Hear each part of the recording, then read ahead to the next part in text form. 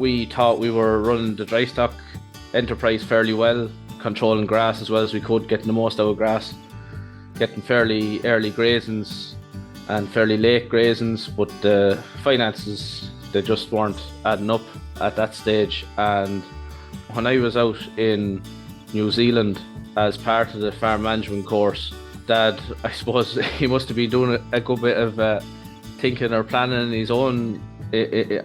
his own side, and he said, "Sure, maybe we'll go for it."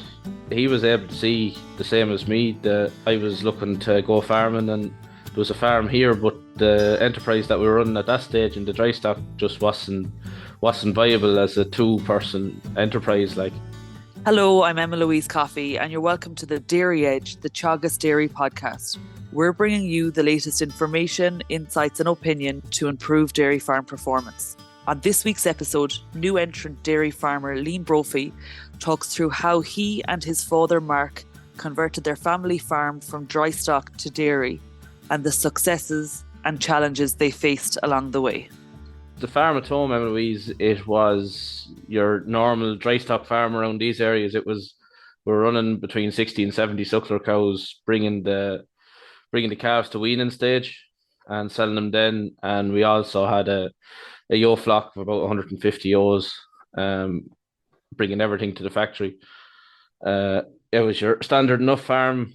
We were running it fairly well, I suppose. Paddock system, trying to base it off grass. It was your standard enough suckler farm, really. And bring us to today, Liam. What does the farm look like now? So the farm today, we're milking 142 high EBI, predominantly black and white cows. The herd EBI is about 205. Last year they did about 4.5 fat and about 3.7 protein. A little over 500 kilos of milk solids per cow and about 1.1 ton of concentrates. The milking platform is stocked at about 2.7. We have no extra carriers, only the dairy replacements, no beef stock, so it's all dairy on the farm now. And Liam, talk us through, putting the wheels in motion, conversion to dairy. How did you go about that, and how was the idea planted for you and I suppose the greater family? Well, I suppose the idea of going to dairy came from me. I should say a farming partnership with Dad here. He's a beef dry stock farmer all his life, and but the idea of going to dairy came from me. So the idea was planted in my head. I suppose I was in fifth and sixth year, say around 2013, 2014. It was all leading up to the abolition of quotas, and I suppose I saw neighbours around here were planning on getting in when the quotas went, and I saw there was opportunities in it for young people. So I suppose that's where the idea was planted in my head, and it wasn't black and white for a long time that we'd go milking here, but I always had in my head that I wanted to milk cows somewhere. And Liam, bring us then to the psyche of your dad. You mentioned that, a dry stock farmer all his life. This is a big change. How did that work, and how long did that idea take to filter through with him? It would have been when I was doing the leaving cert. It was in 2015. I suppose that it was fairly clear at that stage that I had the intention of milking cows somewhere, whether it be for myself or on someone else's farm. And he was aware of that. But the thought of me coming home to farm, it wasn't, or milk cows here wasn't 100% clear. But I suppose the grain or the idea was there at that stage. So when I did my leaving cert, I went to Gurteen College after that, and I studied the dairy herd management level 6 course there, and worked away at that between the in college, in lectures, and then out on 2 farms. Reasonably large scale. One was actually a new entrant a few years prior to that. So he had sort of gone through what we were thinking of doing. But then when after that, I completed the farm management course in the level 7 farm management course. And I suppose it was during that that we thought we were running the dry stock enterprise fairly well, controlling grass as well as we could, getting the most out of grass, getting fairly early grazings and fairly late grazings, but the finances, they just weren't adding up at that stage. And I suppose it was when I was out in New Zealand as part of the farm management course.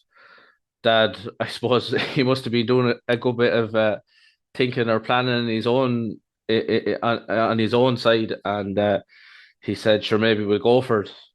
And I suppose he was able to see the same as me, that I was looking to go farming, and there was a farm here, but the enterprise that we were running at that stage in the dry stock just wasn't viable as a two-person enterprise. Like, And you mentioned placements. So I guess, was that your first introduction to physically working on dairy farms, be it your placements with Gurteen? So you have two placements there.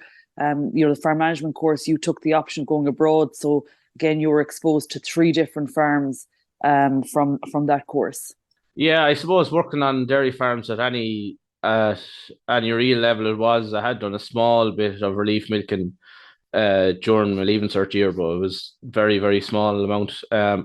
Yeah, it was the placement in Gurteen was my first real sort of full time on the ground working on a dairy farm, and that followed on then to the farm management level 7 course.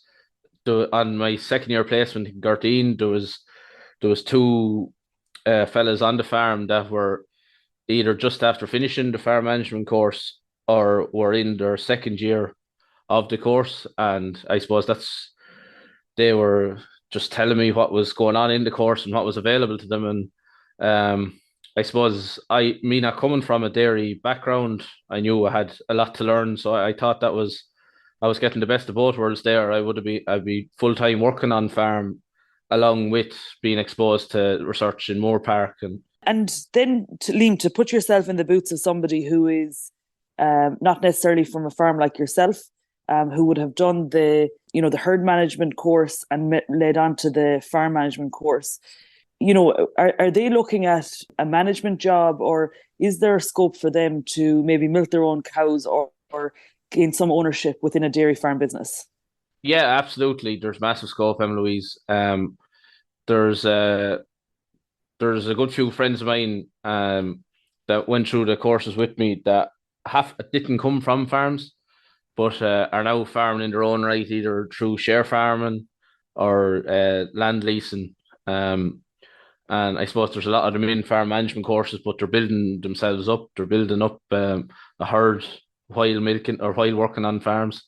Um, I suppose a massive asset to the industry, in my view anyway, is the land mobility service. It's probably it's almost oversubscribed. There's so much interest in it from both sides, from both landowners and from prospective young farmers. I think it's a massive asset to the industry that people from outside of Ireland look on. And you're talking kind of like that matchmaking service. And I don't know the figures, but they do talk about the thousands of hectares that have, fed into the land mobility service. So, quite useful for some. If we go back then, Liam, to the practicalities of the conversion, firstly to the stock, you talk about massive figures, 500 kilos of solids, at 4.5 fat, 3.7 protein, really, really good numbers, high EBI there of 205. So talk through the stock. You got a communication from home, a green light, maybe we're going to go for this, from your dad. So where did you go about sourcing stock? Yeah, when I was out in New Zealand, Emma-Louise, I suppose Dad, we were in constant contact, obviously, on WhatsApp, and um, we decided at that stage that sure maybe we'll go with it. We'll go for it. We have a farm here that's suitable for dairy farming. Most of it's in the one block. So it was in the last few months, I suppose, my placement in New Zealand, we decided we'll go for it. So we decided that we'd buy young stock. Um, so we bought in the fall of 2019, we bought 2019 springborn heifers. Um, they were all bought private, uh, and almost all from around the County of Laois, high BI, black and whites. That was the general criteria. And yeah, so I got home around Christmas in 2019, and Dad had sourced the first 45 wheeling heifers at that stage, and again he was sending on that farm's quaff reports and DBI reports for them heifers, and yeah, we got them home in January of 2020. So I suppose that was the line in the sand. We were heading a certain direction. We knew for definite. The plan was to milk calve them down in the spring of 2021, and that was the plan, and we were working towards that at that stage. So That 45, you call them wheeling heifers, how have you gone from those 45 to the 140 cows that you have on farm today? yeah, so them 45 heifers, they were added to with more weaning or yearling heifers at that stage. So we calved down, or we put in calf 75 maiden heifers to calve down in 2021. So that's what we calved down then, 2021, 75 maiden heifers.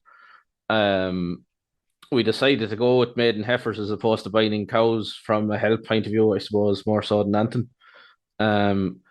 We weren't buying in anyone else's problems. I suppose we were sure of it, not that anyone would sell problems, but we were certain we were starting from a young herd, and we were going on the theory that should help with feet and cell count, and it has so far. Everything's working to that point, and then every year since then, in 2022, we calved down 100 cows. The original herd was added to with more in calf heifers, and then last year in 2023 we added another 40 in calf heifers. So the herd was added to by the purchase of in calf heifers. And that hasn't hampered performance, Liam. You mentioned at the outset you've there's 142 cows calving down this year. Last year's performance, so year 3 in milk, 500 kilos of solids, 4.5 fat, 3.7 protein. Really good genetics coming through there, and I suppose management has a part to play in that. But at year 3 and a lot of heifers in the system, it's still an immature herd. Yeah, it is. It is a young herd. I think last year our average lactation was something around 2.2, so it is a young herd. And Liam, that 500 kilos of milk solids, immature herd. I suppose, what does the future cow look like on the farm? The future cow, in my eyes, is, I suppose, a slightly smaller cow than what we have now. The maintenance figure on the herd now is around 10 or 11, so that's a live weight of around 570. I'd like to get that down to around 540 and do the same kilos of milk solids. That's the breeding aims at the minute, while holding fertility, obviously. If we look at the infrastructure piece, parlour, talk us through that. Dry stock farm, no milking facilities on farm. So how did you go about that? So yeah, as you said, Emma-Louise, there was no infrastructure on farm, very, very little. It was all straw accommodation here. So before we started or done any building, I suppose we looked at the sheds we have, and we sort of tried to see could we fit in a milking parlour into existing sheds. I suppose in an effort to keep costs down, but it wasn't really going to work. We were going to have to sacrifice some point. It wasn't going to be a good job. So, me being a young farmer, I suppose at that stage I was lucky that we could avail of the TAMS grants. So we decided to go for a greenfield milking parlour. And I suppose that was in yeah, 2020, we were always told to start in plenty of time, give ourselves a good year before you intend on starting to milk. So we were planning the milking parlour in January, February 2020, and we were ready to go with the planning in March of 2020, and then of course COVID hit. So that caused a knock on. The planning office closed, and it was all a knock on. You couldn't move forward. You couldn't apply for TAMS until you had the planning, and you couldn't apply for finance until you had TAMS approval. So it was all one knock on, and um, meaning that we ended up calving the heifers into a temporary milking parlour in 2021, and ended up doing most of the season in the temporary milking parlour.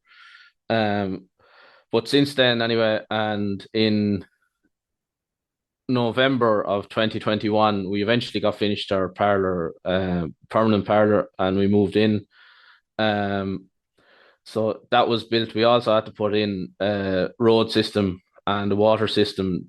We put the water system in 2020, October 2020, and the road system in then in the spring of 2021. And again, we were all straw at that stage, and we were all straw for 2021 and 2022. We only we put in our first cubicles in last year in October, November of 23. So up until last day, we had straw accommodation for about 100 cows. So I suppose we were using them first and building up cow numbers before we built the infrastructure to carry the extra cows. And the thought behind that, Liam, is that I suppose, a finance decision, to hold off? There's, I suppose, a lot more work in your straw bedding versus your cubicle. Tell us about that. We always used a lot of straw here, and I suppose historically we used to have a small amount of tillage, so there was always straw around, and we are in a very mixed farming part of the country, so there is good availability of straw. I suppose that has a big bearing of it on it. Yeah, there is a lot of work in straw, but we have a straw blower here for years, and it takes a lot of the work out of it.